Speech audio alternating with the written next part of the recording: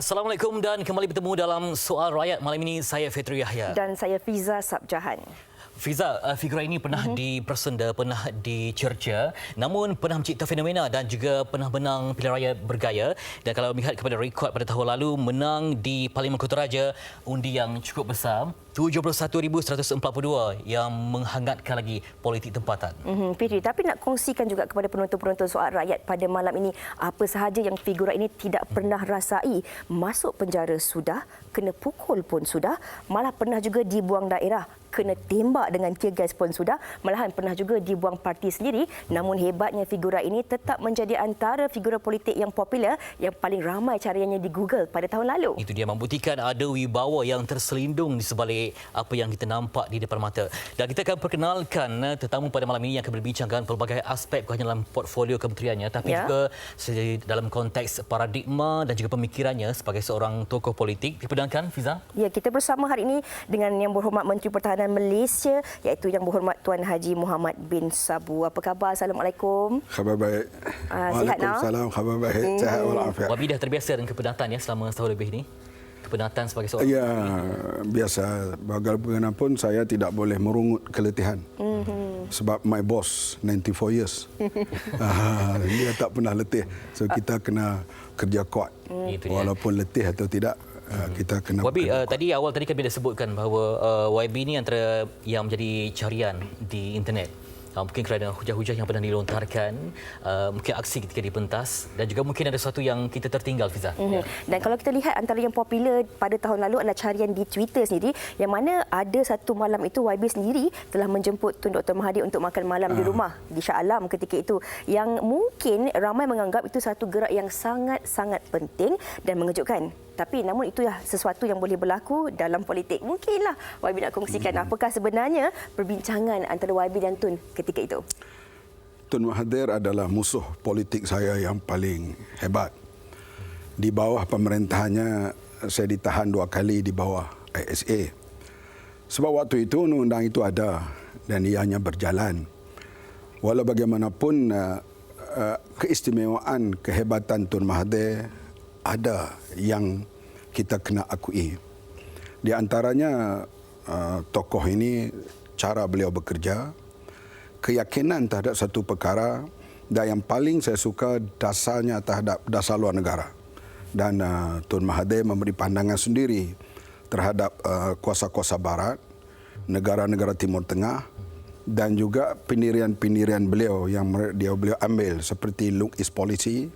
Semuanya itu menunjukkan bahawa beliau mempunyai idea tersendiri sebagai seorang pemimpin.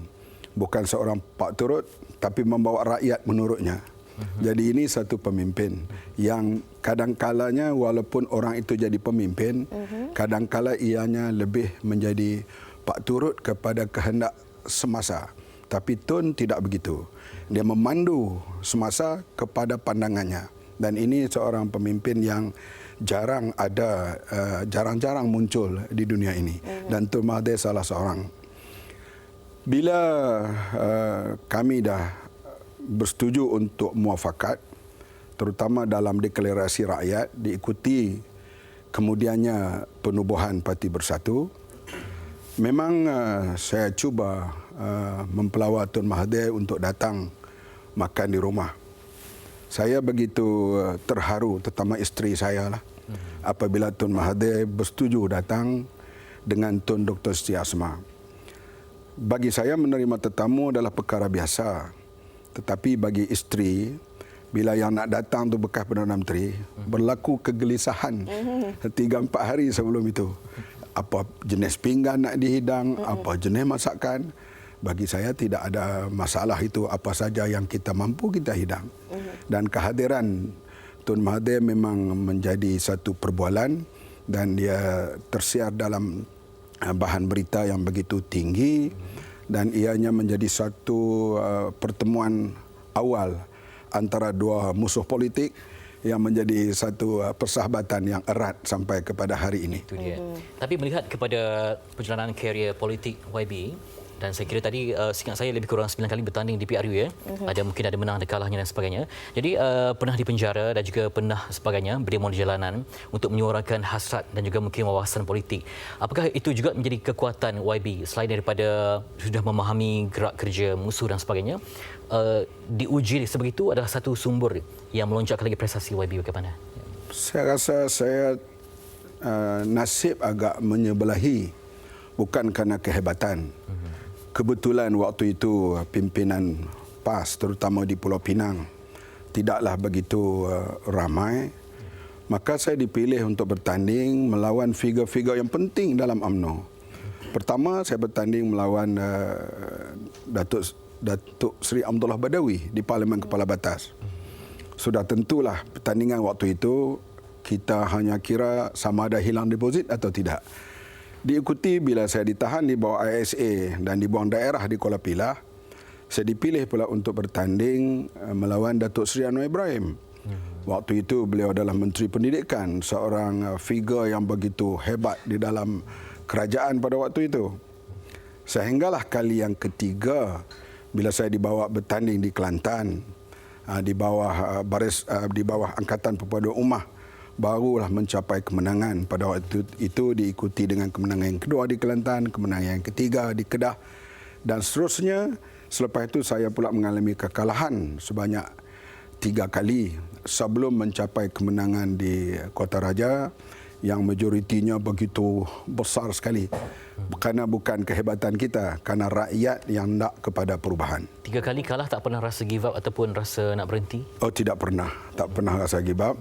Begitu juga dalam perjuangan ini, apabila kita kalah ataupun ditahan di bawah ISA ataupun di lock up dan sebagainya, kita jangan cuba menyalahkan sesiapa. Kita kena menganggap itu adalah sebahagian daripada ciri-ciri perjuangan yang kita kena lalui. Kalau kita menyalahkan orang lain ataupun mendendam, maka perjuangan kita tak akan berjaya. Betul juga pihak polis yang dulu menangkap saya, menyoal siasat saya. Saya mempunyai hubungan yang mesra dengan mereka bila jumpa di luar daripada soal siasat itu. Bagi saya mereka menjalankan tugas mengikut undang-undang dan akta pada waktu itu. Tugas saya dan rakan-rakan cuba membebaskan rakyat dan menukar undang-undang drakonin yang sebagai besarnya kita berjaya sekarang. Dalam tempoh sepanjang 50 tahun perjuangan dalam politik ini, Yang Berhormat, mungkin ramai juga dalam kalangan rakyat. Bila kita lihat kemenangan majoriti 71,142 daripada 90,000 undi yang dimenangi oleh YB itu sendiri, pasti ada unak dan ranjau yang terpaksa dilalui. Tetapi mungkin ramai juga yang nak tahulah sebenarnya siapa Mat Sabu sebenarnya yang orang tak tahu ini. Mat Sabu adalah Mat Sabu. Saya adalah orang biasa yang boleh bergaul dengan sesiapa saja. Saya bergaul dengan kawan-kawan di kampung, daripada orang biasa sampailah kepada para profesor. Artinya kita cuba sesuaikan, terutama dalam pergaulan kita di sudut bahasa, kedudukan dan sebagainya, kita boleh bergaul dengan sesiapa saja. Dan sudah tentulah bila kita nak bercakap dengan mereka yang bertaraf profesor, intelektual, ada nilai-nilai yang perlu kita kena ketahui apa yang mereka boleh berbual dengan kita. Begitu juga dengan orang-orang kampung. Bila kita bercakap atau bersyarah di kampung, jangan kita menggunakan bahasa yang kita rasa nak tunjuk kita hebat, tapi orang kampung tak faham. Kita bercakap biarlah bahasa yang mereka boleh faham dan kita faham dan mereka faham. Itu yang paling penting. Bersama, ya? Bukan diketawakan ataupun ditertawakan. Tapi kalau bercakap dengan ketawa bersama, menangis juga mungkin bersama. Inilah yang mungkin kita nak kaitkan hampir lebih setahun YB bersama dengan Pakatan Harapan mentadbir negara. Jadi bagaimana YB melihat sendiri prestasi Pakatan Harapan dalam usaha reformasi negara setelah 60 tahun sebelum ini di bawah Barisan Nasional? Ramai orang melihat di sudut perubahan bila Pakatan Harapan mengambil alih ditumpu kepada masalah benda. Soal harga barang, soal kenaikan gaji, upah dan sebagainya. Itu penting. Bukan tidak penting. Kita mengambil tumpuan yang begitu khusus dalam mesyuarat kabinet soal harga barang. Alhamdulillah, bulan Ramadan yang lalu kenaikan harga barang tidak ketara, terutama sekali harga ayam berada di paras yang boleh dibanggakan. Tetapi yang paling penting ialah perubahan-perubahan ataupun reformasi. Ini yang jarang dilihat, melainkan orang yang mengikuti perkembangan politik. Misalnya sekarang ini, kita membuat janji dan kita tunaikan, di antaranya Public Account Committee yang dulunya dipengerusikan oleh kerajaan daripada parti kerajaan. Sekarang kita letak pembangkang menjadi pengerusi PAC. Sebelum ini Dr. Ronald Kiandi, bila dia menyertai Pakatan Harapan, maka jawatan itu kosong, diisi pula oleh Dr. Noraini daripada Parit Sulong. Artinya akaun kerajaan sekarang boleh dipantau oleh pembangkang secara telus dan PAC boleh memanggil siapa saja untuk memberi penjelasan jikalau pihak PAC mendapati ada keraguan dalam pembelanjaan. Perkara perubahan yang besar lagi ialah soal perhimpunan aman. Kami dulu sebelum membuat satu demonstrasi, sama ada tidur dalam lokap sebelum berdemonstrasi, semasa berdemonstrasi akan dikejar dan ditangkap. Selepas demonstrasi, kadang-kalanya disekat dan diambil di tengah jalan. Sekarang, himpunan aman diizinkan. Bahkan notis 10 hari dipendekkan kepada 7 hari. Buatlah himpunan asalkan di tempat awam, tidak mengangkat senjata dan meminta kebenaran, memberitahu kepada pihak keselamatan, maka mereka boleh buat himpunan. Ini perubahan-perubahan yang besar yang dilakukan oleh kerajaan PH di sudut ini. Artinya sekarang amalan demokrasi lebih terserlah dan soal hak asasi lebih terserlah dibandingkan dengan sebelum ini. Inilah perubahan besar. Perubahan. Ya. Bobby, juga tentang bila sebut tentang perubahan ni, kadang-kadang banyak yang dibanyakan sebelum ni isu-isu tentang Melayu ya. Dan bila sebut tentang Melayu ni sebagai komponen terbesar di Malaysia ni, rasa macam ada yang itulah mula yang ada yang terasa tercuit, yang semaran sebagainya. Dan baru ini pula naratif berubah bila mana ada gesaan daripada Tun M sendiri untuk mengajak orang Melayu ni masuk bersatu. Sehingga menimbulkan pelbagai polemik, ada yang tak senang hati dan sebagainya. Jadi berlaku naratif yang berbeza, warna yang berbeza terbesar tentang Melayu ni. Jadi YB sebagai Presiden Amanah apa melihat perkara ini bagaimana? Lebih 40 tahun saya berada dalam arena politik dan 39 tahun sebagai pembangkang. Berdasarkan keputusan-keputusan pilihan raya selepas 2018, termasuk keputusan di Sandakan, saya yakin PH akan menang lagi pilihan raya akan datang. Saya yakin dengan keputusan itu dan juga melihat suasana sekarang ini, PH akan menang lagi. Yang penting kepada kita ialah kerusi-kerusi Melayu mesti juga dimenangi oleh PH dengan kalau boleh agak banyaklah pada masa yang akan datang supaya kerajaan PH itu akan dilihat lebih seimbang. Oleh itu rayuan Tun Mahathir supaya orang Melayu menyokong parti-parti PH termasuk bersatu, saya tidak ada masalah. Bahkan ramai juga yang memilih Amanah sekarang ini.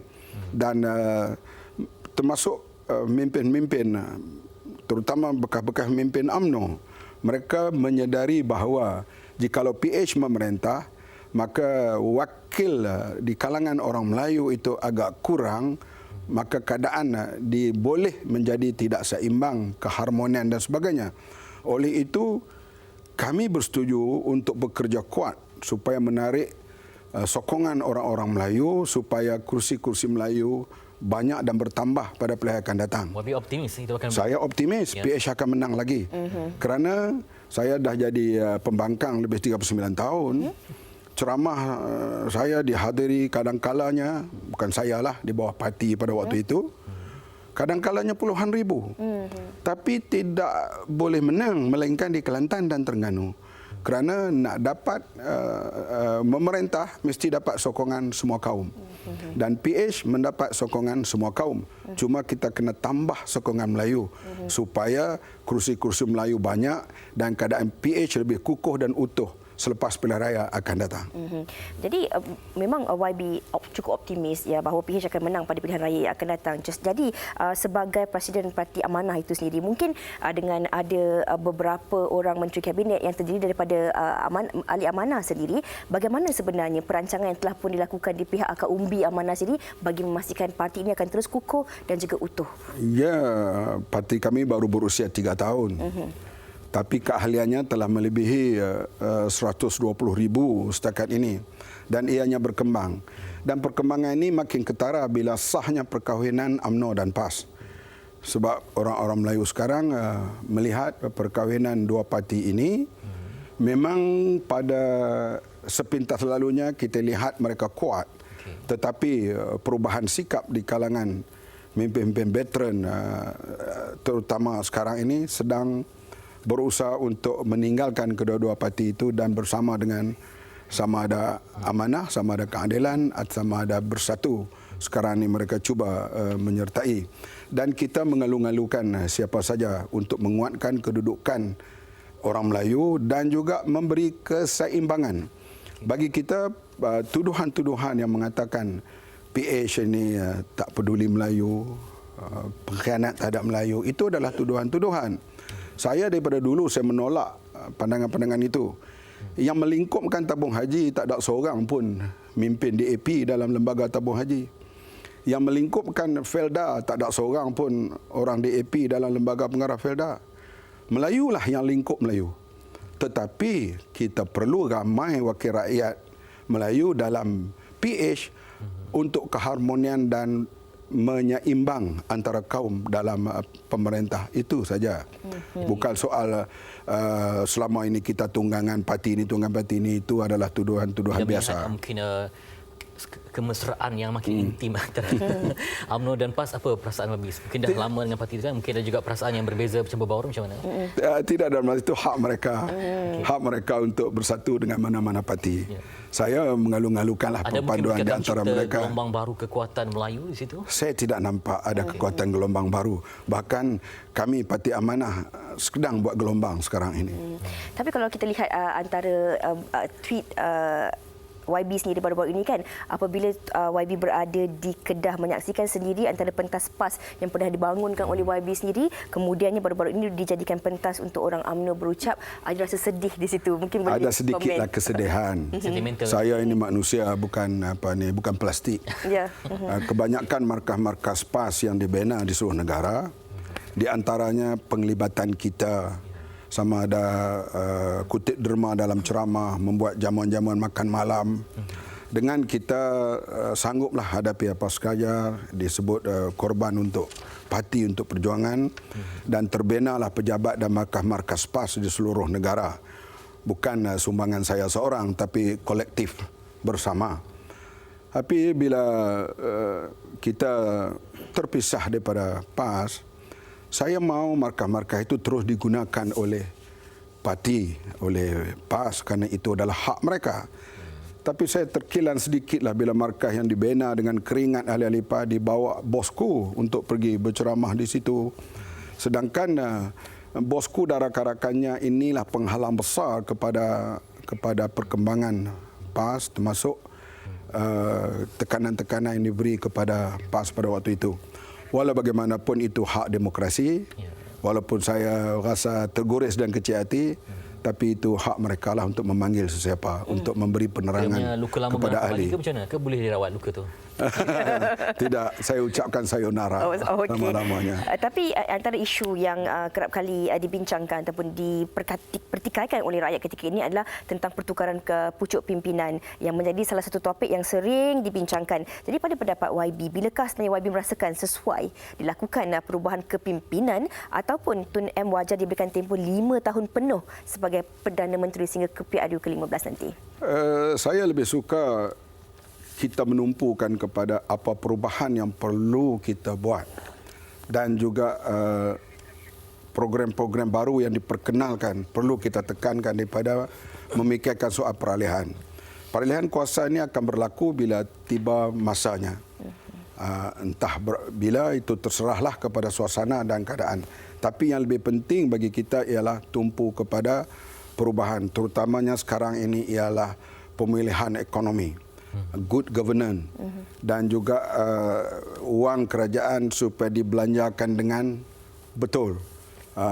Misalnya, kalau tidak akan berlaku kepincangan begitu dahsyat dan wang negara hilang begitu tinggi sekali seperti yang berlaku pada wang MDB.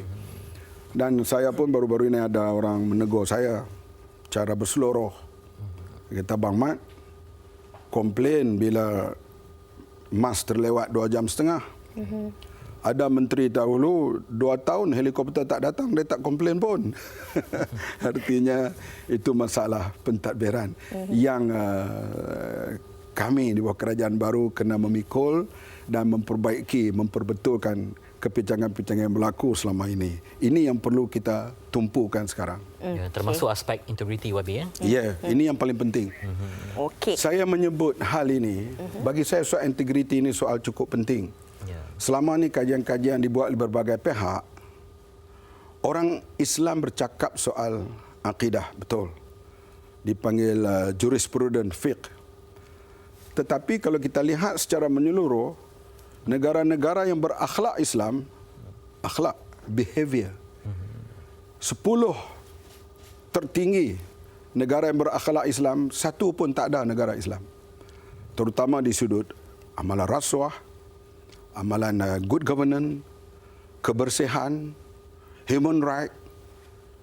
Kalau kita lihat negara-negara orang Islam, penuh dengan ulama-ulama, ustaz-ustaz, universiti-universiti Islam, tapi penuh dengan rasuah dan kepincangan. Bad government, korup tinggi, hak asasi. Bahkan kita lihat sekarang negara-negara Islam, khasnya negara-negara Arab, mereka dulunya pengeksport minyak, sekarang menjadi pengeksport pelarian. Kenapa jadi begitu? Ini persoalan yang perlu difikirkan oleh orang Islam secara serius. Akhlak Islam ada kepada negara, rakyat, bukan Islam. Kita kena kembalikan supaya orang Islam terus mewujudkan kerajaan yang berakhlak Islam. Rakyat yang berakhlak Islam. Benci pada rasuah, benci pada penyelewengan, benci kepada penindasan. Ini adalah fundamental Islam yang kita lihat ditinggalkan oleh orang-orang Islam. Ini yang kita ketinggalan dalam semua bidang dalam dunia Islam dibandingkan dunia lain sekarang ini. Okay, baik, akan banyak lagi kita gali perspektif fikrah dan juga... Saya tajuk ni memang saya suka lah. Ya, betul. Mungkin kerana YB seorang yang suka membaca. Tapi kita banyak lagi nak bincangkan, banyak lagi kita akan keterukai. Kembali selepas ini dalam Soal Rakyat.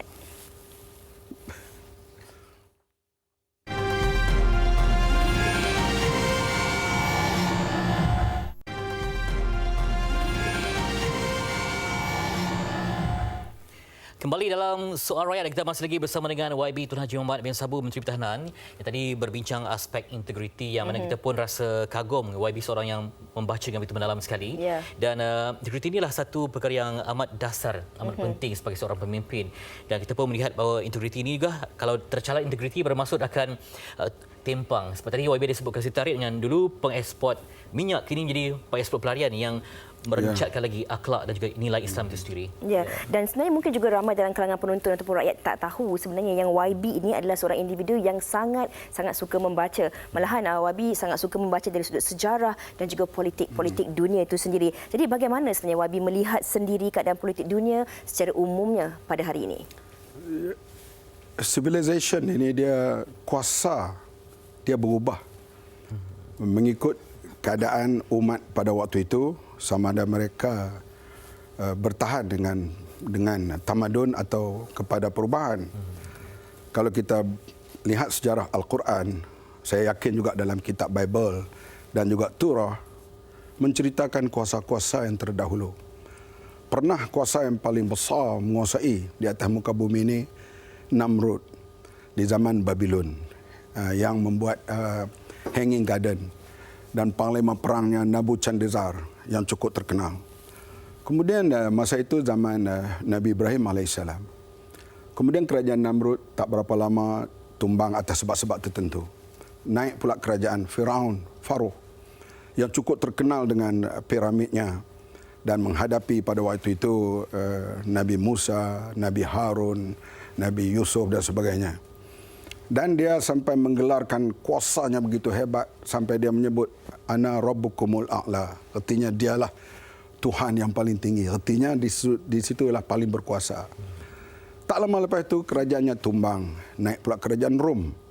Kerajaan Rom ni cukup terkenal dengan Byzantiumnya dan memang cukup berpengaruh. Kalau kita pergi ke Rom sekarang, kita boleh lihat kesan besarnya pemerintahan mereka dahulu. Selepas Rom jatuh, dia pergi kepada kerajaan Islam. Morocco sampai Merauke, dan kerajaan Islam begitu hebat dengan tamadunnya, terutama membawa civilization ke Eropah melalui pemerintahan Andalusia dan sebagainya. Kemudian kerajaan Islam di atas kesilapan-kesilapan yang mereka lakukan, integriti hilang dan sebagainya, jatuh naik kerajaan Eropah yang begitu terkenal. Kerajaan United Kingdom, sun never set at British Empire. Begitu hebat empire-nya, dan sekali dengan Amerika Syarikat. Sekarang kita berada di zaman transisi. Kuasa Europe dan kuasa Amerika mula decline sekarang. Mau tidak mau, the new power sedang muncul, iaitu China. China dengan kekuatan rakyat, ekonomi, middle class-nya yang ramai, dan sekarang dia sampai ke peringkat bertarung dalam cyber war dengan US dan juga dengan kuasa-kuasa Eropah yang lain, dan China akan muncul. Soalnya umat Islam nak tempatkan diri mereka di mana? Adakah bersama dengan perubahan dunia ataupun tenggelam dengan kancah pergaduhan? Apa yang berlaku di Timur Tengah sekarang ini, inilah yang berlaku di Eropah 100 tahun, 150 tahun dahulu. Peperangan sama sendiri yang menyebabkan puluhan juta rakyat Eropah meninggal dunia. Mereka selesaikan masalah mereka selepas Perang Dunia Kedua. Tetapi perangai yang berlaku di Eropah itu sekarang berada di negara orang Islam, khasnya di negara-negara Arab. Kita berbangga di ASEAN ini kita ada 10 negara. 3 negara majoriti orang Islam, iaitu Brunei, Malaysia, Indonesia. 7 negara lagi majoriti bukan Islam. Tetapi negara ASEAN kita boleh berunding, boleh berbincang, boleh berbahas, boleh convention, boleh seminar. Negara Arab, mereka satu bahasa, satu agama, asyik bertelingkah dan berperang sesama sendiri. Inilah kekayaan yang dianugerahkan kepada mereka, akhirnya terbakar di padang pasir. Dan tidak membawa satu kekuatan dan civilized kepada orang Islam. Dan perkara ini perlu disedari supaya orang Islam memperbaiki keadaan mereka dan bersama dengan perubahan yang sedang berlaku ini. Kalau tidak, kita akan tercorot ke belakang. Apakah Wabi melihat ketika Arab dalam kancah yang berturut-turut sekali, seperti negara yang mungkin miskin, berlaku penindasan seperti Yaman contohnya, dengan Sudan juga turut bergolak. Jadi apakah ada harapan baru kepada Turki contohnya menjadi mungkin pendamai baru? Tapi kita lihat Turki pun kadang agak sikit mungkin ada politiknya pun tak stabil juga, mungkin kekalahan Erdogan. Jadi kita bimbang Turki yang diharapkan ini mungkin tercalar akibat perubahan nanti. Macam mana? Bagi saya perubahan di Turki itu perubahan yang baik. Yang pentingnya mereka mengamalkan demokrasi. Menerima siapa saja yang dipilih oleh rakyat dan yang kalah menerima keputusan yang dibuat oleh rakyat. Ini begitu penting kalau kita nak memulihkan keadaan itu. Dan begitulah juga kita harapkan negara-negara yang ada kekayaan simpanan minyak dan kekayaan ilmu dan sebagainya boleh berpadu tenaga untuk membuat perubahan di atas muka bumi ini.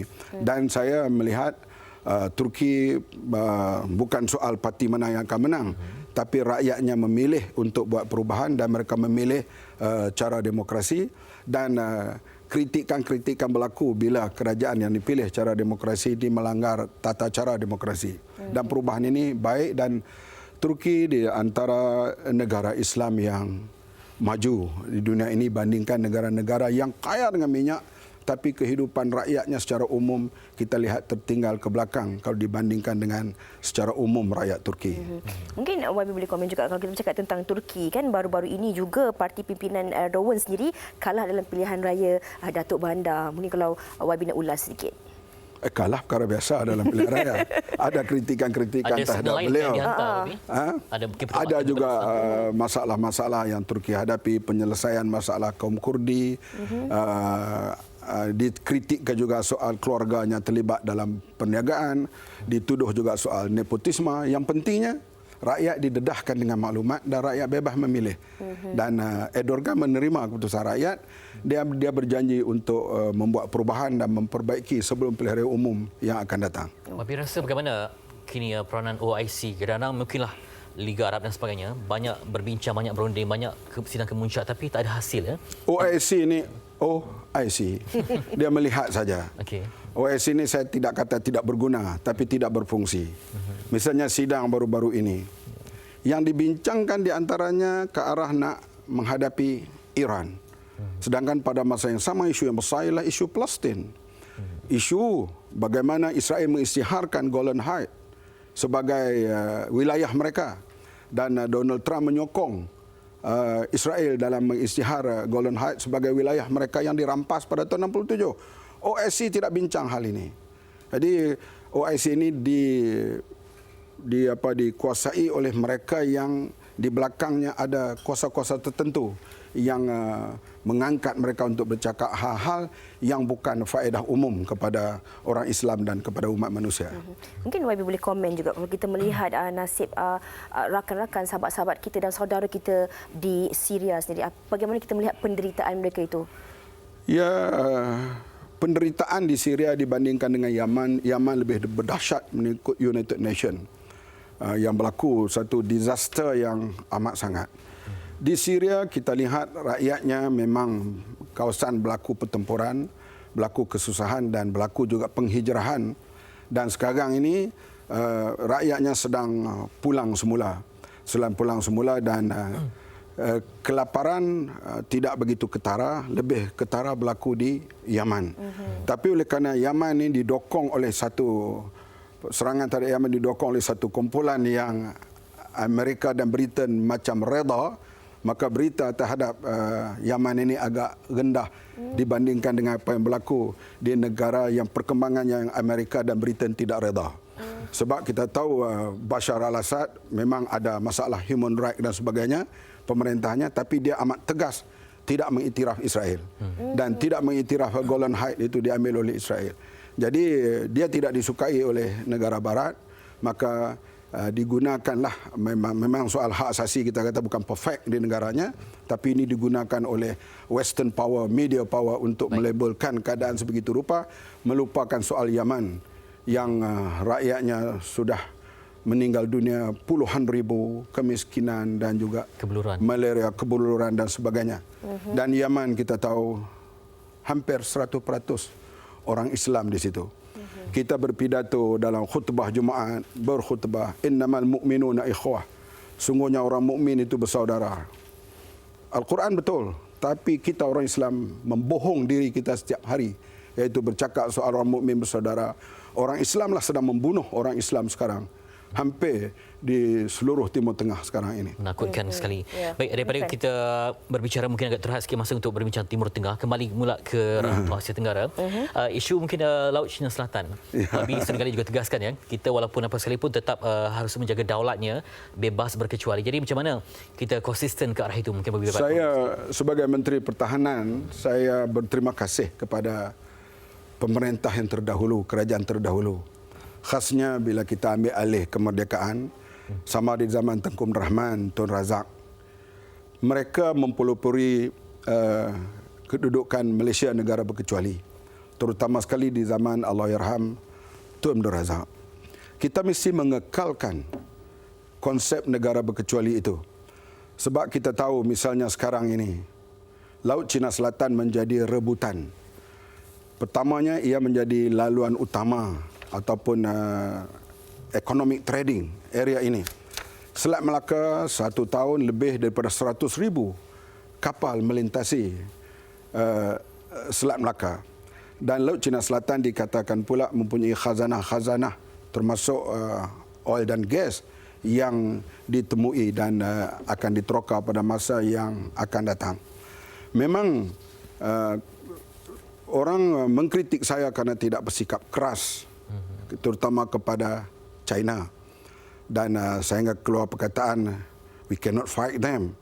Maksud saya di situ ialah kita tidak mau berperang. Sebab itu kita mesti kekalkan Malaysia negara berkecuali dan kita lebih mengutamakan dialog dan defend diplomasi dengan negara-negara kuasa besar. Dan negara kuasa besar khasnya di rantau ini yang cuba merebut pengaruh Amerika dan China. Kita berbaik-baik dengan kedua-dua negara tersebut. Polisi kita, China dan Amerika, mereka adalah rakan dagang, rakan untuk kita bermuamalah, kita rakan untuk dialog, tapi bukan memihak kepada mana-mana negara untuk memerangi mana-mana negara. Sebab yang kita sebut selalu, kalau gajah sama gajah bertembung, rumputlah yang mati di tengah-tengah. Okey, YB, ketika berkongsi perspektif YB mengenai tajuk Asia's Evolving Security Order and its Challenge, YB ada menjelaskan tentang mengkategorikan senario order keselamatan kepada 3 pandangan strategik dengan meramalkan isu-isu berkaitan risiko bukan tradisional dan trend yang muncul bakal memberi kesan kepada rantau Asia. Mungkin YB boleh ulas sedikit kepada rakyat yang mungkin tidak memahami tentang isu ini, YB. Kita kena lihat soal keselamatan ini, selalunya bila sebut soal keselamatan, soal peperangan antara dua negara. Tapi kebelakangan ini, peperangan antara negara ada berlaku tapi agak-agak kurang. Tapi peperangan sekarang ini lebih merupakan peperangan yang dipanggil the new force yang muncul. Seperti kumpulan-kumpulan ISIS. Yang ditaja oleh berbagai pihak. Kita lihat misalnya di Afghanistan. Sudah puluhan tahun tidak dapat selesai masalah. Karena ada pihak tertentu menaja kumpulan itu dan kumpulan ini. Dan kita lihat bagaimana puluhan ribu ISIS atau golongan teroris atau golongan yang mengangkat senjata boleh masuk ke Syria kalau sempadannya tidak dibuka oleh negara-negara lain. Dan bagaimana kumpulan ini mempunyai senjata yang begitu sophisticated. Tentu ada yang saya sebut dalam ucapan saya, ada mak dan bapa mereka. Father and mother yang membiayai kumpulan-kumpulan ini. Sebab itulah trend inilah yang dunia hadapi sekarang. Terutama kita lihat apa yang berlaku di Timur Tengah.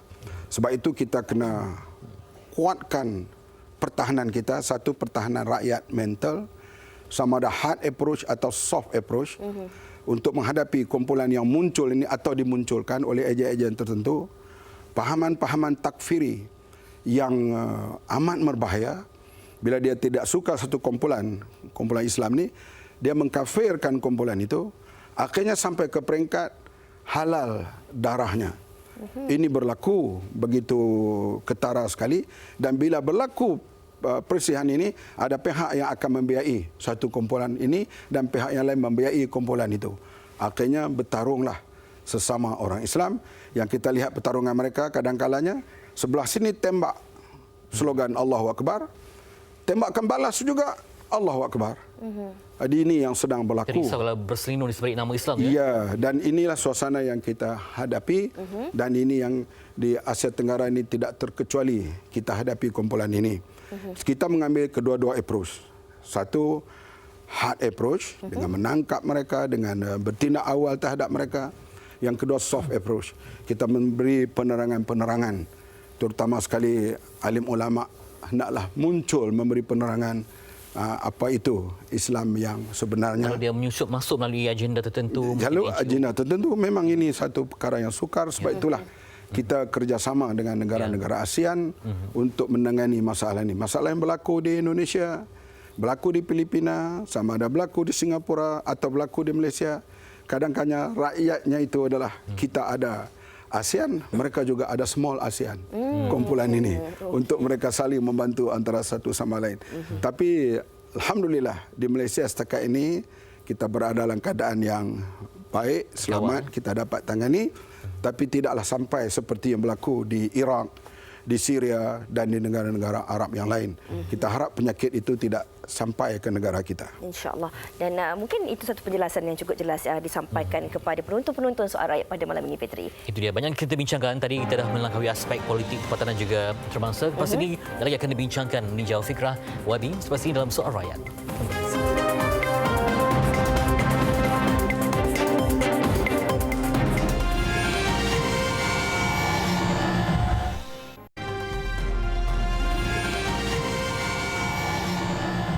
bersama kami dalam Soal Rakyat pada malam ini, dan nampaknya perbincangan kita bersama dengan Yang Berhormat Tuan Haji Muhammad bin Sabu, Menteri Pertahanan Kementerian Pertahanan Malaysia, semakin rancak dan juga bersemangat pada malam ini, Fetri. Itu dia. Saya nak meninjau tadi tentang penyusupan mungkin pihak yang tak bertanggungjawab ya, melalui pelbagai membawa indoktrinasi, membawa senjata dan sebagainya.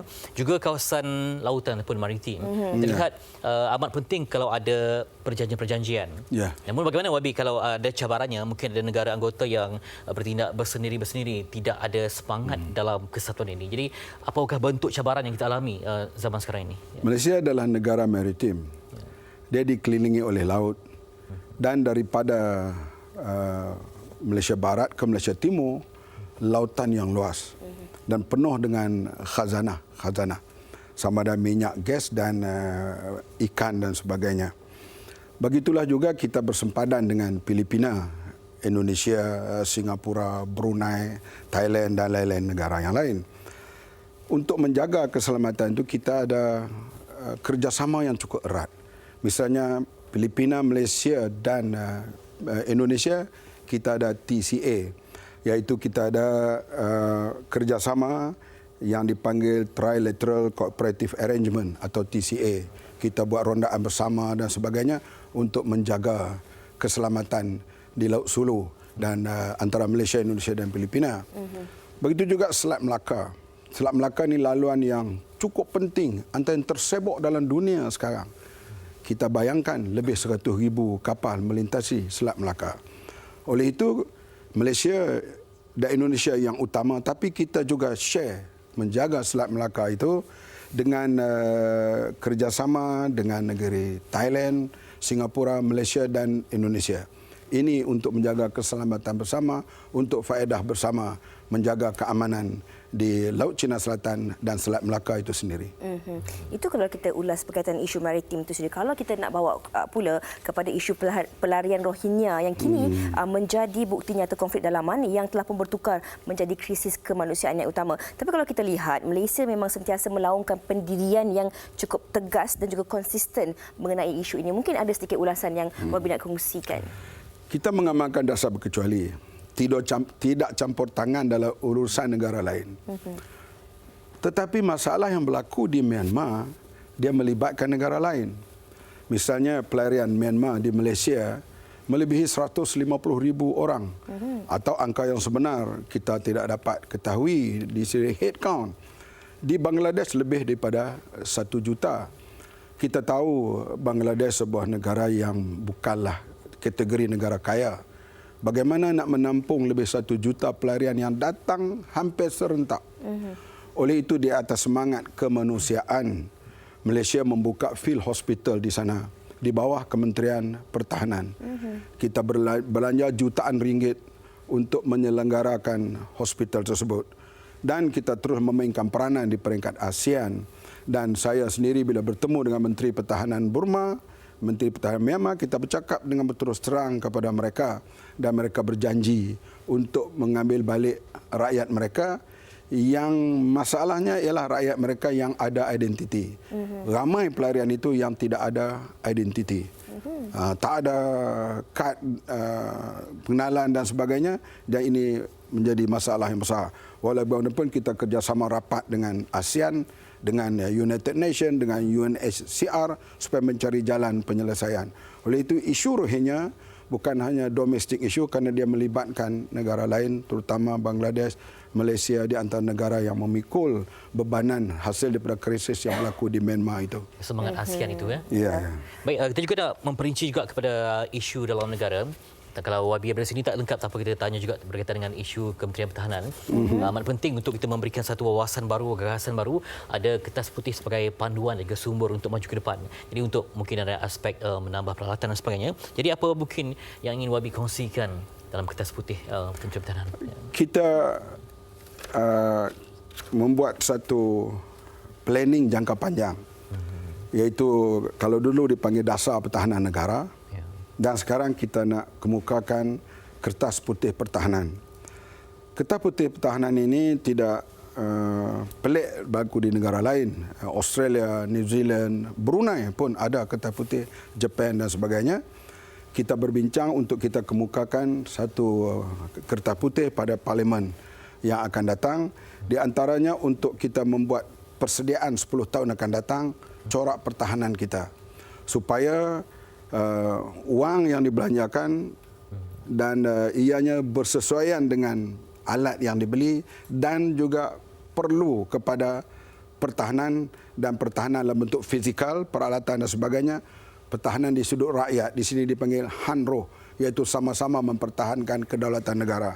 Jadi Kertas Putih akan menumpukan soal-soal seperti itu. Dengan kita merujuk daripada pakar-pakar termasuk daripada luar negara. Termasuk kita menerima pandangan jiran-jiran yang telah membuat Kertas Putih. Ini adalah satu panduan untuk 10 tahun akan datang atau lebih daripada itu, garis panduan supaya kita tidaklah membeli peralatan ni macam kita pergi pasar malam. Kita nampak ini, kita nak beli. Nampak ni, kita nak beli. Tapi realistik. Tapi kita kena lihat kepada panduan. Apa yang kita perlu untuk pertahanan Malaysia dan kesejahteraan Malaysia sekarang dan pada masa yang akan datang. Mengikut keperluan negara itu sendiri. Baiklah, kalau kita di minit-minit terakhir ini, ada juga pada tahun lalu sebenarnya dalam salah satu ucapan YB ada melaungkan untuk menjadikan Malaysia great again. Jadi mungkin ada pelan-pelan tertentu yang ingin YB kongsikan kepada rakyat Malaysia khususnya. Malaysia boleh menjadi great again. Sekarang taraf pencapaian ekonomi kita di tahap 4.4%, 4.5%. Kita telah biasa mencapai 10%. Kita mesti berusaha ke arah itu supaya kenaikan ekonomi berlaku dalam negara kita, dan bila negara punya wang yang banyak dibelanjakan dengan betul, integriti tinggi, Malaysia akan jadi sebuah negara yang hebat pada masa yang akan datang. Di semua kementerian, termasuk Kementerian Pertahanan. Sekarang kita lihat bagaimana bagaimana kementerian ini dikendalikan. Terdedah dalam siasatan yang diketuai oleh Tan Sri Amrin Buang yang sekarang sebahagiannya telah berada di siasatan SPRM dan pihak polis dan sebagainya. Ini kita mau wang itu dibelanjakan dengan betul. Tambahan pula kalau negara terus berkembang ekonominya, belanja dengan betul, Malaysia akan jadi great again.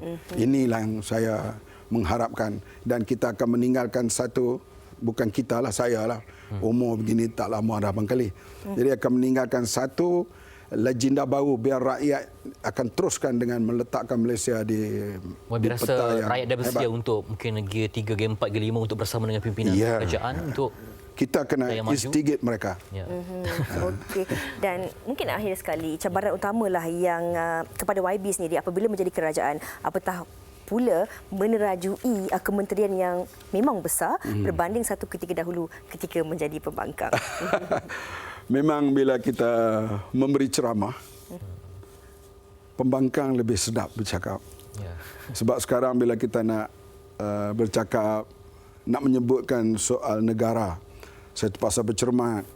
Pihak tertentu, negara besar, tidak boleh menyebut negara itu kerana soal diplomatik, soal kewibawaan sebuah negara itu dan sebagainya. Maka ucapan kita lebih sukar. Dan kita lihat ada negara yang penduduknya tidak ramai, tapi negaranya cukup kaya, hebat. Saya ambil contoh macam New Zealand. Dia selalu mendapat di sudut negara yang paling baik. Berada di tahap indeks rasuah yang paling rendah di kawasan ini. Kalau di sebelah Eropah, Finland, Switzerland, Denmark, Norway dan sebagainya, rasuahnya rendah. Dan negara itu hanya 4 juta penduduk, tapi negaranya kaya sebab nilai integritinya tinggi, rasuahnya rendah. Bahkan negara itu kalau dibandingkan kambing lebih ramai daripada manusia. Dan kita lihat pula bagaimana sifat integriti yang ada kepada Perdana Menterinya. Saya amat kagum. Apabila berlaku serangan di masjid yang melibatkan lebih daripada 50 orang meninggal dunia, sikapnya begitu terserlah. Dia mengutuk serangan itu. Sehingga tidak mau menyebut orang yang menyerang itu. Dia tidak mau menyebut. Bahkan dia membiayai ke semua pengkebumian dan sebagainya, dan pula datang menziarahi masjid itu dan membuat ucapan-ucapan yang meredakan suasana. Dan pertama kali sembahyang Jumaat, dihadiri oleh non-Muslim beramai-ramai pada di luar, sehingga bila khatib membuat ucapan yang soal perpaduan, mereka memberi tepukan gemuruh. Padahal khutbah ni tak boleh tepuk, tapi mereka datang, dan itu tanda bagaimana Perdana Menteri mereka menangani masalah itu. Tapi kadang-kala di kalangan orang Islam, bila berlaku pembunuhan dalam gereja misalnya, jarang kita dengar secara kuat mengatakan membunuh orang dalam rumah ibadat bukan ajaran Islam, bukan ajaran agama kita, dan tidak terserlah kita untuk menghadapi perkara-perkara seperti itu.